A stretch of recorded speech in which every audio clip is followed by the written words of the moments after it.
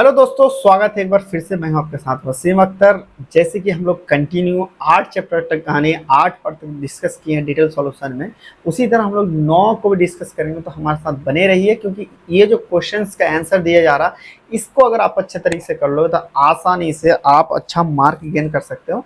और अब तक पढ़ाई नहीं की हो तो जितने सब्जेक्ट का टॉप 20 क्वेश्चन जो मिल रहे हैं, इस क्वेश्चन को अगर आप लोग करोगे तो आसानी से आप पास होने की गारंटी ले सकते हो। लेकिन ये रीजन है कि आप भी मेहनत करोगे तभी। तो चलिए हम लोग देखते हैं क्वेश्चंस का। यहाँ पे डिस्कस करने के लिए ये पूछा गया यहाँ पे कि डिस्कस, क्वेश्चन इस तरह से, डिस्कस हेवी मेटल पॉइजनिंग। मतलब कि हेवी मेटल पॉइजनिंग होता क्या है, इनके बारे में आपको बताना होगा। और साथ में इसके क्लासिफिकेशन भी आपको बताना पड़ेगा कि कितनी तरह की क्लासिफिकेशन होता है। यानी अगर मान लो कि यहाँ पे लॉन्ग में क्वेश्चन पूछा गया तो आपको क्लासिफिकेशन भी किया जाएगा। अगर शॉर्ट में क्वेश्चन पूछा तो सिर्फ आपको हेवी मेटल को ही डिफाइन कर देना है। ठीक है, चलिए यहाँ पे क्वेश्चन पूछा गया है, यानी कह सकते हैं कि heavy metal poisoning. What do mean the heavy metal poisoning? Heavy metal poisoning होता क्या है?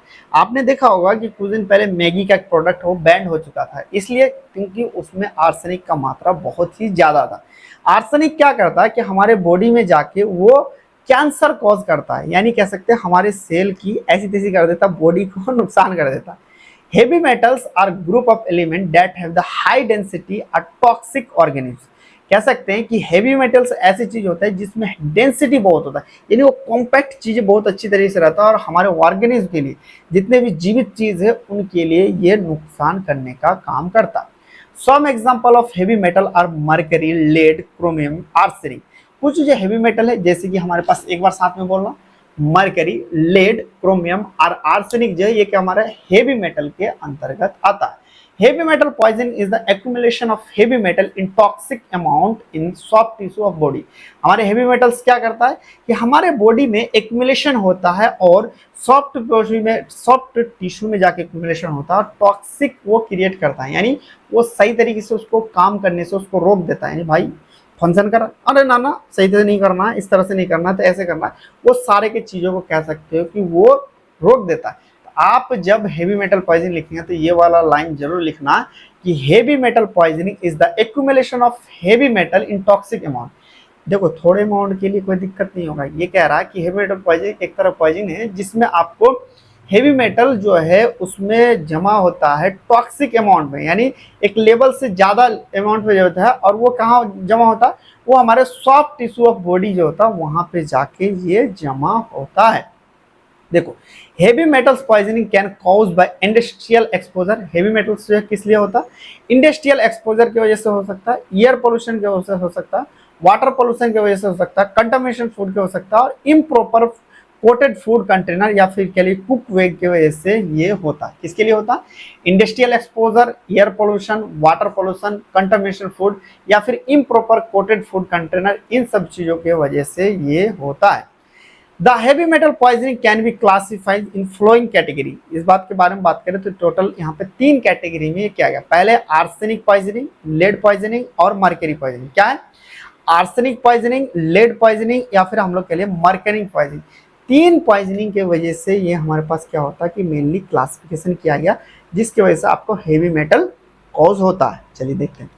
अब देखते हैं सबसे पहले आर्सेनिक पॉइजनिंग। हर किसी में देखो 2 कैसा क्लासिफिकेशन है। एक होता है कि तुरंत पॉइजन हो, बॉडी में चला गया और सही टाइम पे कर लिया, और एक होता है धीरे धीरे धीरे धीरे हमारे पॉइजन होता है और वो हमें फिर दिक्कत दे जाता है। पहले क्या था? आर्सेनिक। आर्सेनिक के बारे में बात करें, अगर मान लीजिए एक्यूट हुआ, यानी अभी हाल में हुआ, तो सबसे पहले आपको बर्निंग सेंसेशन हो जाएगा माउथ में और लिप्स में। अगर कुछ चीज आप खाएं और उसमें आर्सेनिक का मात्रा ज्यादा है, उस कंडीशन में आपको माउथ में बर्निंग सेंसेशन और लिप्स में बर्निंग सेंसेशन होने लगेगा। थर्स्टी और डिफिकल्टी स्वेलिंग होने लगेगा, आप प्यासा फील करेंगे और स्वेलिंग करने में आपको दिक्कत हो जाएगी, यानी आप प्यासा प्यासा हो जाएंगे, दे पानी पे पानी पी रहे और आपको माउथ में स्वेलिंग होने लगेगा। इन्फ्लेमेशन होने लगेगा गम्स में और माउथ में आपको इन्फ्लेमेशन होने लगेगा। पेन में, पेट में दर्द होने लगेगा, आपका वोमिटिंग होने लगेगा और आपको 3D मोशन, यानी कह सकते हो डायरिया होना स्टार्ट हो जाएगा। In several poisoning cyanosis, weakness, fall in body temperature, unconscious and due to death of cardiac failure. कभी कभी ऐसा हो सकता है कि बॉडी टेम्परेचर धीरे धीरे कम होने लगेगा आपको, और आप बेहोश भी हो सकते हैं, और कार्डियक फेल की वजह से आप स्वाहा भी हो सकते हैं, यानी आप कार्डियक फेल से मर भी सकते हैं। ये सारी चीज एक्यूट का। पॉइजनिंग का मतलब देखिए, छोटा हो या फिर बड़ा हो, पॉइजन पॉइजन होता है।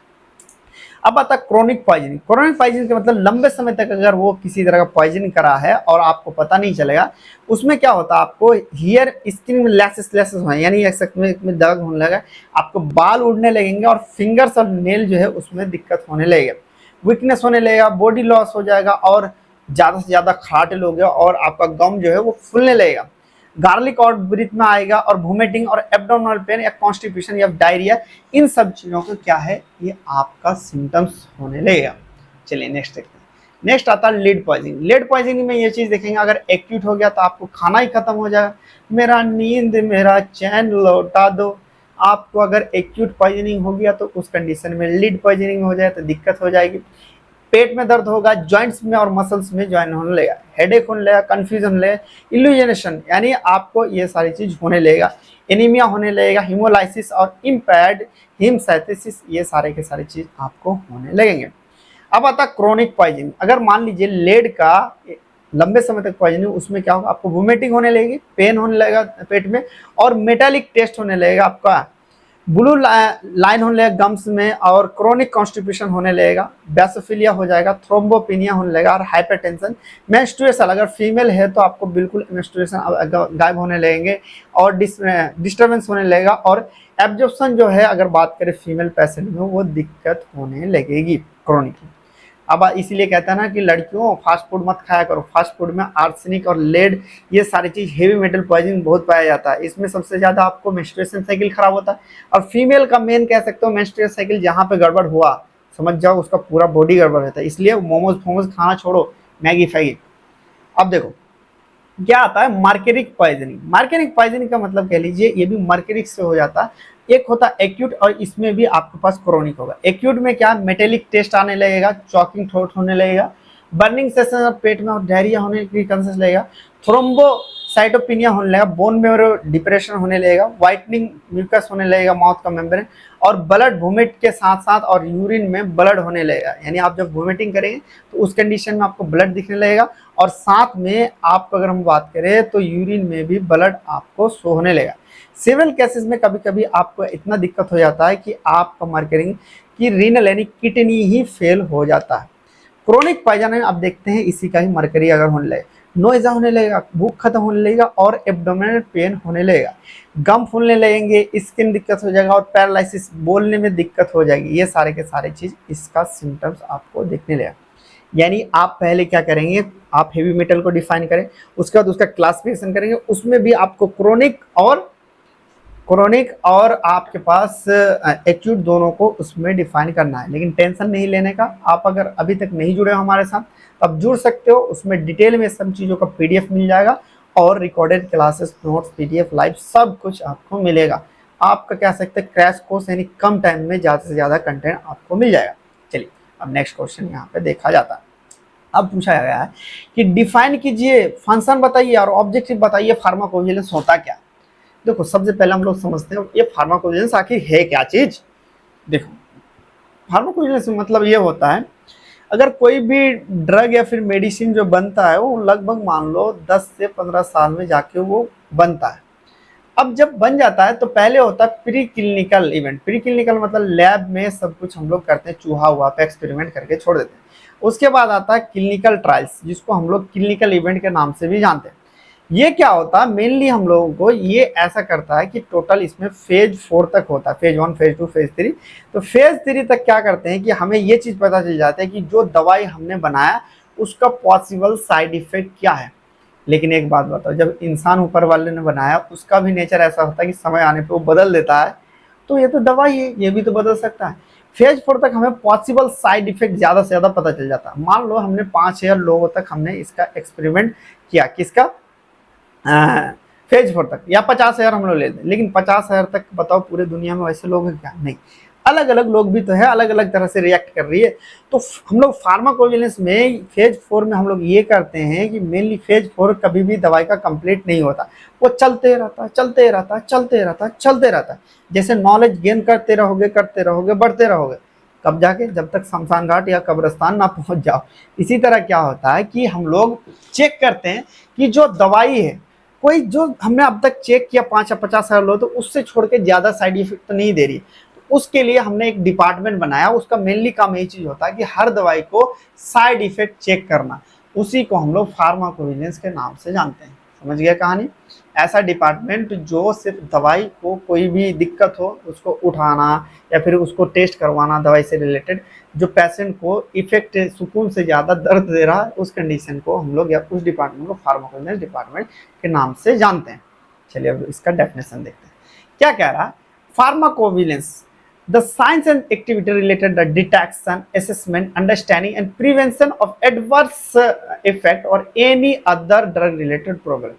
यानी कह सकते हैं ये एक तरह साइंस और एक्टिविटी है जिसके अंतर्गत हम लोग पता करते हैं या फिर असेसमेंट करते हैं और समझते हैं और एडवर्स ड्रग रिएक्शन को या फिर ड्रग से रिलेटेड जो प्रॉब्लम्स है उसको रोकने का काम करते हैं। उसी को हम लोग फार्माकोविजिलेंस के नाम से जानते हैं।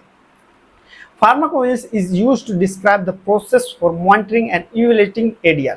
फार्माकोविजिलेंस क्या है? एक तरह का प्रोसेस है जिसमें हम लोग डिस्क्राइब करते हैं और प्रोसेस किसमें करते हैं? मॉनिटरिंग और इवेल्युएटिंग करते हैं। किसमें? एडीआर को। सिंपल सी बात कर लीजिए, फार्माकोविजिलेंस डिपार्टमेंट का यही काम है, जो एडवर्स ड्रग रिएक्शन है उसको देखभाल करने का काम करता है। अब देखो इसका फंक्शन के बारे में हम लोग देखते हैं क्या क्या इसका फंक्शन आता है। एडीआर का मतलब ड्रग एडीआर मॉनिटर करना, सिग्नल्स डिटेक्ट करना, रिस्क असेसमेंट करना, डेटा मैनेजमेंट और रेगुलेटरी और पोस्ट मार्केटिंग और कोलैबोरेशन करना। इन सब चीजों का काम क्या है? फार्माकोविजिलेंस डिपार्टमेंट का काम रहता है, इसका फंक्शन है। अब इसका ऑब्जेक्टिव में देखते हैं, ऑब्जेक्टिव क्या क्या है। ऑब्जेक्टिव के बारे में बात करें सबसे पहले, to improve public health and safety in relation to medicine and cosmetic herbal product. इसका ऑब्जेक्टिव यही है। मेरा जैसे जीवन का लक्ष्य है कुछ, आपका कुछ लक्ष्य, मेरा लक्ष्य लोगों का सेवा करना। एक टाइम आएगा बहुत पैसा कमाऊंगा और सेवा करूंगा। उसी तरह इसका लक्ष्य है कि पब्लिक हेल्थ किस तरह से ज़्यादा हम लोग उसको अच्छा कर सके और उसको नुकसान कोई चीज़ ना दे। Earlier detection unknown adverse drug reaction interaction, इसका काम यही चीज़ होता है। पहले से ही कुछ चीज़ों को स्टार्टिंग पीरियड में अगर हम लोग सुधारना स्टार्ट कर दे तो उस कंडीशन में क्या होगा? जाहिर सी बात है चीज़ें सही हो जाएगी। तो यही कह रहा है कि हमारा ऑब्जेक्टिव यही रहा, पहले से ही हम लोग एडवर्स ड्रग रिएक्शन को देखना स्टार्ट कर दें, तो जो पहले से ही हमें पता ना हो। Identification of risk factor and possible mechanism underline adverse reaction, हम लोग रिस्क फैक्टर को देखते हैं, आइडेंटिफिकेशन करता है, पॉसिबल जो मैकेनिज्म होता है एडवर्स रिएक्शन को उनको हम लोग देखभाल करने का इसका ऑब्जेक्टिव रहता है। Promote and understand education training in pharmacovigilance, इसका क्या है? इसका ऑब्जेक्टिव यही चीज़ है कि उसको प्रमोट करना है फार्माकोविजिलेंस को। फार्माकोविजिलेंस का काम क्या है यार? काम ही तो यही चीज़ है कि एडवर्स रिएक्शन को देखभाल करना। इन सब चीज़ों का ये ऑब्जेक्टिव है। आप हमारे साथ जुड़ने के लिए प्ले स्टोर पे ऐप को डाउनलोड कर सकते हो और इसका पीडीएफ पूरा का पूरा स्टोर पे यानी कह सकते हो आपको हमारे ऐप पे मिल जाएगा। और कोई भी क्वेरी हो तो आप इसमें इंस्टाग्राम में मैसेज कर सकते हैं। तो चलिए दोस्तों, मिलेंगे फिर नेक्स्ट पार्ट में, तब तक के लिए बाय, टेक केयर।